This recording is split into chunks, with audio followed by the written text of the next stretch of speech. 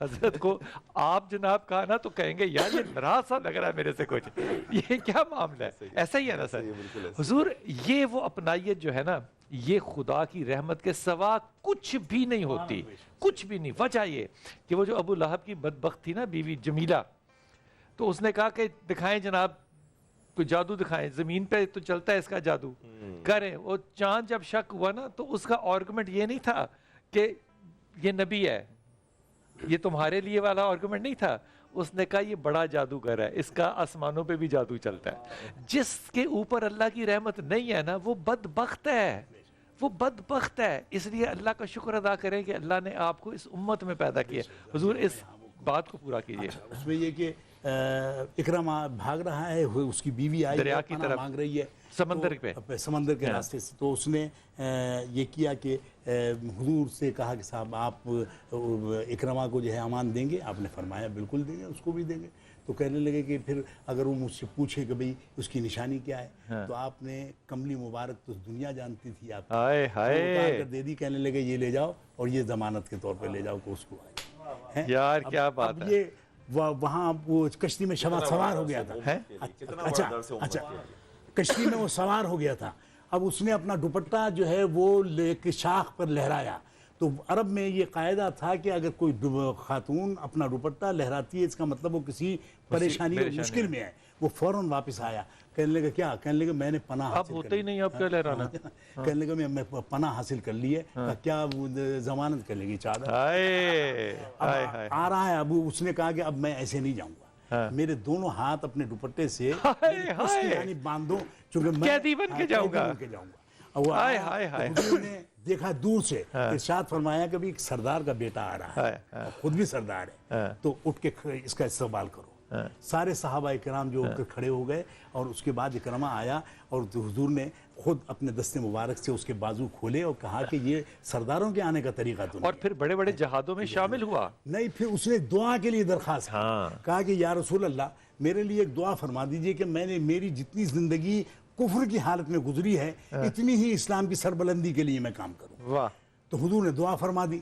اب وہ بے شمار مرتبہ بیمار ہوا، لیکن اس سے کہتے تھے لوگ کہ صاحب اس مر جائے گا، اس نے کہا نہیں میں نہیں مرتا، کہ جان لیوا، میں نہیں مرتا۔ انہوں نے کہا میں نہیں مروں گا، جو حضور نے جو مجھے دعا دی ہے میرا یقین ہے کہ میں مجھے اتنی عمر پوری کروں گا، عمر ضرور دے گا۔ تو یہ پھر حضور خانہ کعبہ میں جب آئے ہیں، جس کے لیے آپ شکر ہے آج وسیلے پہ بحث نہیں کر رہے ہیں۔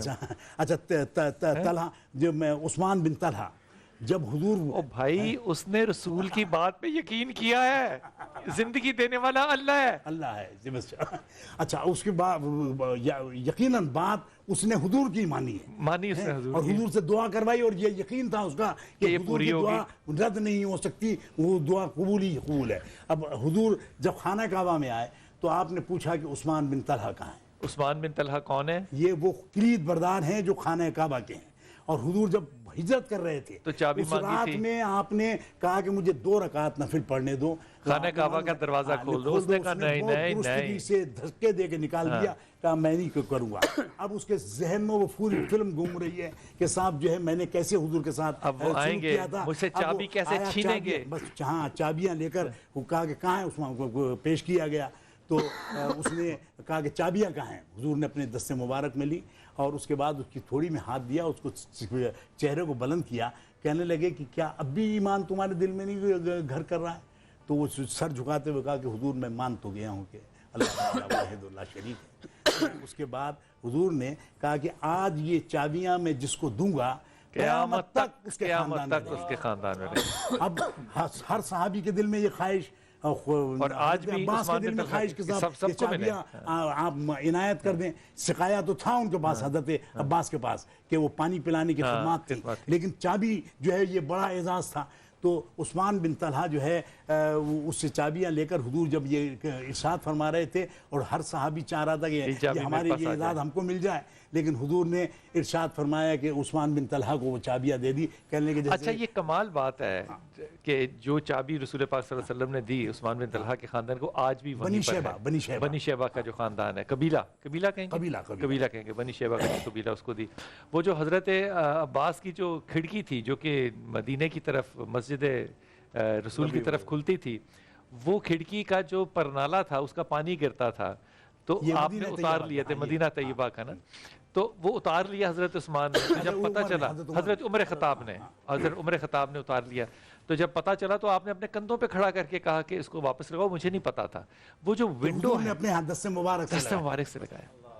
اچھا وہ ونڈو جو ہے آج بھی وہاں پر ہے مدینے میں, جو کہ کھلی رہتی ہے, اور وہ اتنے ہزار سالوں سے کھلی ہوئی ہے. حضور اقدس بالکل مختلف طرف سے ایک آ رہا ہوں, نوجوان کیونکہ آپ ہے تو آپ سے نوجوانوں کا سوال, جب مسلمان کہیں دیکھتے ہیں کہ یہاں پہ کفر زیادہ ہے, یہاں پہ ناانصافی زیادہ ہے, اور یہاں پہ دین اور تبلیغ ہونی چاہیے, تو ہم تبلیغ کی صورت میں بھی وہاں جاتے ہیں, ہم جہاد کی صورت میں بھی وہاں جاتے ہیں, اور ہم اس نعرے سے جاتے ہیں کہ ہم اللہ کا دین اللہ کی زمین پہ قائم کر رہے ہیں, اور جا کے فتح کر لیتے ہیں, اور ہم اس پہ فخر بھی کرتے ہیں. لیکن یہی عمل جو ہے جب کوئی اور کرتا ہے, اس لیے کہ آپ کے ہاں پوپی زیادہ اگتی ہے, آپ نقصان کر رہے ہیں اس دنیا کا, آپ کے ہاں ٹیررزم پک رہی ہے تو آپ نقصان کر رہے ہیں, آپ کی اکانومی ٹھیک نہیں ہے تو ہم آ کے ٹھیک کریں گے, تو پھر ہم ان لوگوں کو غلط کیوں کہتے ہیں؟ بسم اللہ الرحمن الرحیم. آقا کریم علیہ السلام کی ذات پاک اور آقا کریم علیہ السلام کی سیرت میں زندگی کے ہر پہلو ملتے ہیں. اگر کوئی شخص پوری زندگی تبلیغ کر رہا ہے تو اس کو یہ چاہیے کہ 13 سال آقا کریم علیہ السلام کے مکے کی تبلیغ کے ہیں. پھر حضور سید عالم صلی اللہ علیہ وسلم جب مدینہ شریف ہجرت فرما گئے تو آقا کریم علیہ السلام کی مدینہ شریف کی مکمل زندگی غزوات میں گزری. کبھی بدر ہوتی ہے, کبھی احد ہوتی ہے, کبھی خندق ہوتی ہے, کبھی خیبر ہوتی ہے, اور ان غزوات میں حضور نبی کریم علیہ السلام کے پاس وفود آتے ہیں, حضور نبی کریم علیہ السلام کے پاس سفیر آتے ہیں, حضور نبی کریم علیہ السلام کا اخلاق کریمہ نظر آتا ہے. تو ہر پہلو میں حضور سید عالم صلی اللہ علیہ وسلم کی ذات پاک کو ہم سامنے رکھ کر اگر کوئی فیصلہ کریں گے تو امت کی رہنمائی بھی ہوگی اور امت ہر برے کام سے بچ بھی سکے گی. اب ہم اپنا نقطہ نظر جب بیان کرنے لگ جائیں گے تو مولوی اپنا نقطہ نظر بیان کرتا ہے تو وہاں گڑبڑ شروع ہو جاتی ہے. میں کہوں جی میرا نقطہ نظر یہ, میرا نقطہ نظر کچھ نہیں ہے. اللہ نے اپنے محبوب کو کل کائنات کا مالک بنا دیا, اللہ نے اپنے محبوب کی زندگی کو اسوہ حسنہ بنا دیا, پیدائش انسانیت سے لے کے قبر تک. سوال کا جواب دینا ہے. اس کا مطلب یہ ہوا کہ یہ ساری دنیا جو ہے یہ ہماری ملک ہے, ہماری ملکیت ہے, اور ہم جہاں چاہیں فیصلہ کریں کہ ہم نے کہاں حملہ کرنا ہے. نہیں, یہ تو ہو ہی نہیں سکتا نا. دیکھیں ہم نے حضور کی سیرت کو دیکھا, ان دونوں چیزوں ہم نے فیصلے کہاں کرنے. ابھی ایک سیکنڈ ٹھہریے گا, سیرت کو اس میں سے نکال دیتے ہیں, ابھی سیرت میں ہم بعد میں بات کرتے ہیں. یہ عمل کس طرح سے ہم جسٹیفائی کرتے ہیں, یہ سوال تو ہے نا, یہ بڑا اہم سوال ہے کہ جب ہم کہتے ہیں کہ ہم نے تبلیغ کے لیے, اللہ کے قانون کے لیے, وہ کہتے ہیں ہم نے اکنامکس کے قانون کے لیے ہم نے آنا ہے, تو پھر عراق بھی جسٹیفائی ہوتا ہے, پھر افغانستان بھی جسٹیفائی ہوتا ہے, پھر وہ جسٹیفائی کیوں ہوتا ہے؟ ہم جسٹیفائڈ ہیں, وہ جسٹیفائڈ کیوں نہیں ہے؟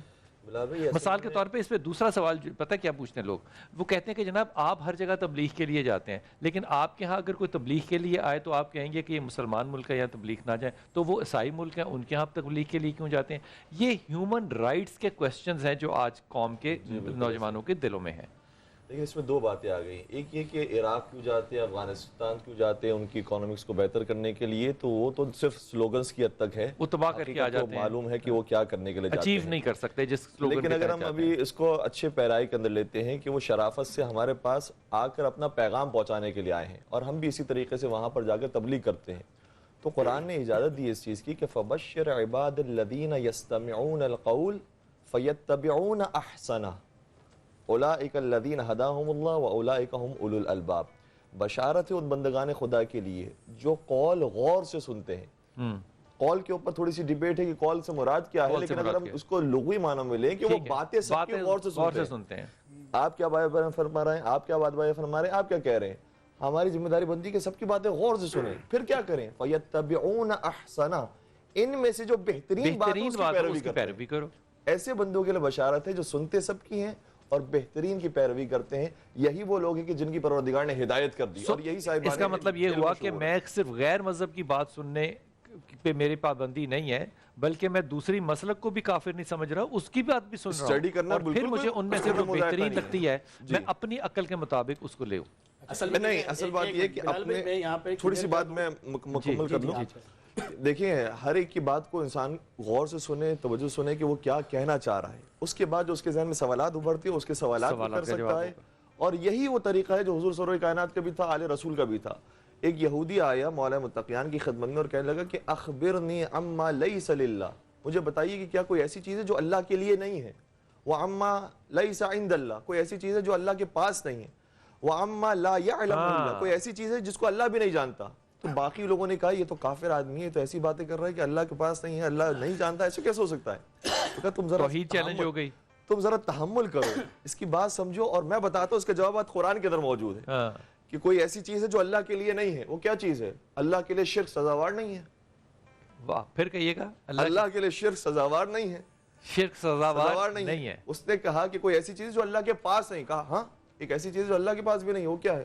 کہا اللہ یہ فرماتا ہے میرے پاس ظلم نہیں ہے۔ ہاں، میں نے ظلم اپنے پہ حرام کر لیا۔ ظلم نہیں ہے، یا عدل ہے یا فضل ہے، میرے پاس ظلم نہیں ہے۔ اور کیا کوئی ایسی چیز ہے جس کا علم اللہ کو بھی نہیں ہے؟ تو چونکہ وہ یہودی تھا، اس سے کہا کہ ہاں وہ تمہاری بات ہے جو قرآن میں ذکر ہوئی ہے کہ تم یہ کہتے ہو کہ اللہ کا بیٹا ہے، اور اللہ یہ کہہ رہا ہے کہ مجھے تو نہیں پتا۔ تو اب یہ اگر ہم حکمت کے ساتھ تحمل کے ساتھ اور حکمت کے ساتھ اگر بہتر انداز میں سنیں تو یہ بہتر تبلیغ کے حوالے سے اسلام کی تبلیغ یا کوئی اور آ کے ہمارے کو تبلیغ کرے۔ فتح مکہ والے دن حضرت سعد بن عبادہ رضی اللہ تعالیٰ اب تلوار لے کے آگے آگے جا رہے تھے، اور اب ارشاد فرمائے کہ دور ہٹو دشمن خدا، حضور آ گئے ہیں۔ اللہ رب العالمین نے قرآن کریم فرقان حمید میں ارشاد فرمایا الذین آتیناہم الکتاب یعرفونہ کما یعرفون ابناءہم، اے نبی یہ اہل یہود آپ کو ایسے پہچانتے ہیں کہ جیسے باپ اپنے بیٹے کو پہچانتا ہے، لیکن ہٹ دھرمی کی وجہ سے یہ آپ پر اسلام لے کر نہیں آتے، ایمان لے کر نہیں آتے۔ جب حضور سید عالم صلی اللہ تعالی وسلم اس زمین پہ تشریف لے آئے تو اب تبلیغ سے حضور نبی کریم علیہ السلام کی دین کی چلے گی، کسی اور کی تبلیغ نہیں چلے گی۔ روایت سیدنا فاروق اعظم رضی اللہ تعالیٰ تورات شریف پڑھ لے نہیں، یہ جو فرما رہے ہیں میں اس کو مکمل کر دوں، مذہبی طور پہ فرما رہے ہیں یا ورلڈ وائڈ؟ یہ ورلڈ وائڈ، میں پوری دنیا کی بات کر رہا ہوں، حضور کے دین کی تبلیغ۔ یعنی کہ جو اللہ کے رسول کو نہیں مانتے ان پہ بھی یہ بات لگے گی کہ وہ دین اللہ کے رسول کا ہی پھیلائے۔ جی میں بتا رہا ہوں، سیدنا فاروق اعظم رضی اللہ تعالیٰ تورات شریف پڑھ رہے ہیں، آقا کریم علیہ السلام نے دیکھا تو آقا کریم علیہ السلام کو جلال آ گیا۔ حضرت نبی کریم علیہ السلام نے ارشاد فرمایا عمر اگر موسیٰ بھی میرا زمانہ پاتے تو وہ بھی میری اتباع فرماتے۔ یہ روایت کہاں پر ہے؟ یہ بخاری میں نہیں، بخاری میں نہیں، مستند حدیثوں میں آئی ہے یہ روایت، یہ ہے مستند حدیث ہے، بخاری میں نہیں ہے۔ اب ہر چیز بخاری میں تو نہیں ہوگی، اور بھی روایتوں میں آتی ہے۔ ہم نے جو پڑھی ہے ہم نے وہی دیکھنی ہے نا، ہم نے جو پڑھی ہے ہم نے تو وہی حوالہ دینا ہے۔ نہیں میں یہ کہہ رہا ہوں باقی مستند روایتیں حدیثوں میں آیا ہے، ابھی میرے ذہن میں نہیں کتاب۔ حضور سید عالم صلی اللہ علیہ وسلم نے ارشاد فرمایا عمر اگر موسیٰ بھی میرا زمانہ پاتے تو وہ بھی میری اتباع فرماتے۔ تو آقا کریم علیہ السلام جب اس کائنات میں تشریف لے آئے تو تبلیغ جناب رسالت امام صلی اللہ علیہ وسلم ہی کی ہوگی، کسی اور کی تبلیغ سنی نہیں جائے گی۔